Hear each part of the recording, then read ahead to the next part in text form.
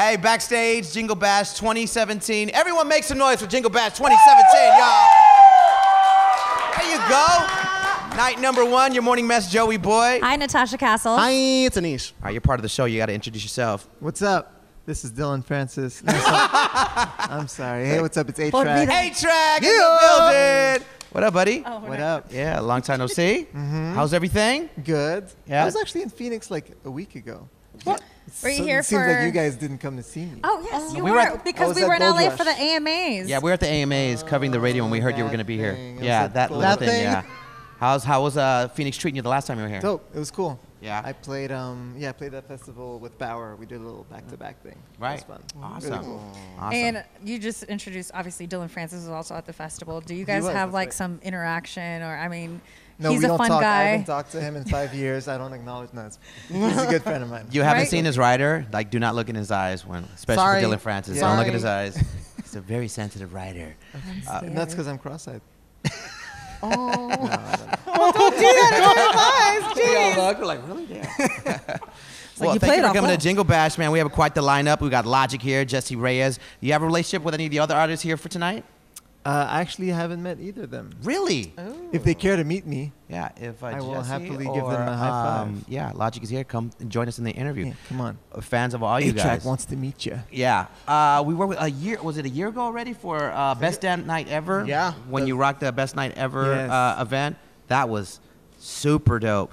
Because when we were looking at all the videos of you, just not performing, then all of a sudden the old like YouTube videos of you like battling and stuff like that. Do you still in your spare time just like practice your routines? To like, do you want to battle still? Do you want to do like? Because I remember back in the days growing up, I would go to like the DMC competitions and stuff like that. I still not only do I practice routines, but I still film myself doing like DJ tricks and turntablism. I just posted something today actually. Post Malone one. That just went up like last week. I just did a new thing. Pharrell? Just with the NERD Yeah. Lemon song. Yeah. And then what I started doing just recently is not only just filming the tricks that I do, but also like explaining the sort of behind the scenes like creative process for coming up with these tricks. That's a lot awesome. because then I started realizing people watch turntablism and they look at it as some sort of magic trick. Like, Yeah. we don't know how you do that. So then I just started explaining. I mean, how I especially do. now that DJing has been taken to a whole another level It's with a bit of a Serato masquerade. and whatnot. So now it's back to the OG way of like, Yeah. this is how you Yeah, actually and do I it. just think like, I come from that school of DJing with battles and spending years and years just mastering a certain technique. And at this point in time, it's become kind of a rarity to see Yeah. people DJ like that. So, I'm just coming at it like, hey, this is a defining, trait of my DJing. So any chance I have to show it, I do. Do you still get down and put like vinyl on? Did you keep any of your vinyl? A lot of it is in storage, but yes. Oh, wow. I've been like in the middle of kind of like a move for a long time, but yeah, short answer is yes. I still have a lot of my vinyl. I don't. I play on Serato pretty much most of the time. Right. So it's funny because I think because I scratch, a lot of people think I'm this vinyl guy. But no. Not really. I mean, I love vinyl for digging old samples, or like as a collector, or just even just the vibe it brings to a room. Like you put a wall of vinyl shelves in a room, and it just feels like there's all these souls that are like hanging out with you. But like, I don't remember the last time I spun a set of just vinyl crates. Literally, it's been so many years I don't remember. I went to some hipster party one time. One time. At one time. It was Tell one me time. I about couldn't it. do it Okay. anymore. There was Sapien Cocoa. It was hot. Anyways, they had like a bookshelf and they had vinyl, and they had a DJ there, and everyone got to pick a piece of vinyl. That's cool. And you And just gave it to hand the it? DJ, and like, I want to hear this. What? That was pretty cool though. That's like a ritual. Yeah, it's pretty. It was pretty awesome. There's Yeah. nothing to me like that crackling sound of the vinyl and stuff like that. It was awesome. I like it. I still go and buy vinyl. Me too, because the thing that's cool is like, despite just how widespread the streaming culture has become with Spotify and Apple Music and Tidal and whatnot, there's still records that only exist on vinyl. Right. It's fun to go to a secondhand record shop, finding something. I like to buy records that I don't know what they are. I just if the cover looks good, I'm like, and then you yo, get they're home and you just- fly. The artwork. Yes. yeah, and then you just put the needle on and just see what you discover. That's But exactly. for the new heads and the DJs that are trying to push, the skills further, I don't know if you guys heard, but earlier this year I organized a new DJ battle called the Goldie Awards. Oh. It took place in New York. Okay. So that was one of my biggest projects this year. So it's a DJ battle and a beat battle. So it's for turntablists and producers. And you know, like we're saying, my background is battling. So literally 20 years ago, I became world champion, and that's how my career started.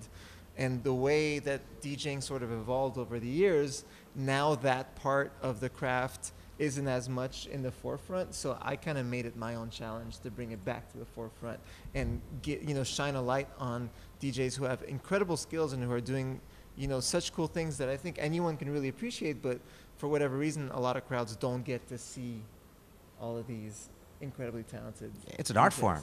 Yeah, it really is, and I wanted to sort of push it back to the front. So now it's an annual thing. We had the first one in Nice. September. But yeah, just look up Goldie Awards. There's recap videos online. This year's winner was Miles Medina from the Bay, and he killed it. So yeah.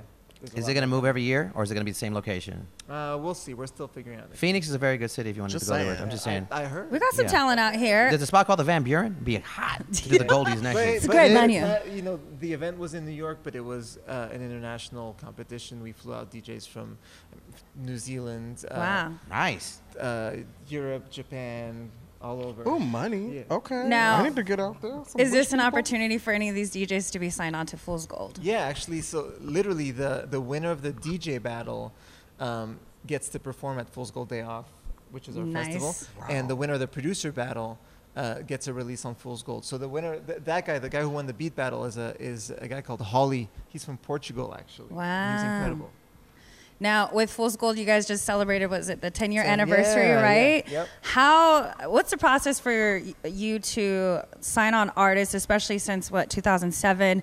The music industry has changed a lot. Now there's, streaming and YouTube views and all that stuff Yeah. that play in a factor. What is it for you? I mean, one thing that hasn't changed is that we just look for artists who are very unique and who wow us in some way. There's never like this sort of agenda at Fool's Gold. It's not like sometimes you feel like major labels are trying to find, like I'm sure that ever since Cardi B's become so successful, I'm sure like, every who's label's the like, we next? need a female rapper. Yeah. Right? A couple of years ago, be like, we need a white rapper or this or that. With Fool's Gold, it's just like, let me find someone who's incredible. I don't care what they do. They could play the flute, hanging upside down.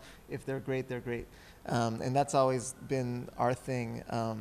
And yeah, a ton has changed, but one constant also has been that really Fool's Gold was founded at a point in time where the internet was really becoming a big driver for music, right? So 2007 was when, the bigger labels were just shaking in their pants because Napster and downloads and stuff was, completely changing. LimeWire. Yeah, it was that shook up the industry. Not that I downloaded it. LimeWire. We all had it. And at that time, MySpace was kind of like the big Yep. social media Who? to find music. What? You were on there. I'm sure. I don't know what that on. is. Hey, What is that? who was your top 8? Right? I can tell you about And it. now it's now it's different networks or whatever, but it's still this idea that we're in the DIY era of music. Yes. You know what I mean? Entrepreneurship. Yeah, there's less gatekeepers. There's less obstacles. If you have talent and if you can just get your stuff together and get the product out, you can get the attention of someone like myself who can then sign you to a label, get your music out. It used to be that you had to go to these showcases and meet attorneys and A&R scouts and all this stuff, but now it's like Just go on if something's Instagram. dope, it's my duty to Right. to find it. So if wherever it you is. are a flutist that Yes. swings upside down, Yep, I'm A-Trak looking might for be you. looking for you Right. for the label. Ooh. Well, we got to get ready for your set, right? We got to get ready for the set. Apparently, I don't know. Let's get ready for the set. A-Trak, Backstage, Jingle, Best Night Numero Uno with your morning mess. Thank you, sir. Thank you. Absolutely. Muchísimas gracias. Hi.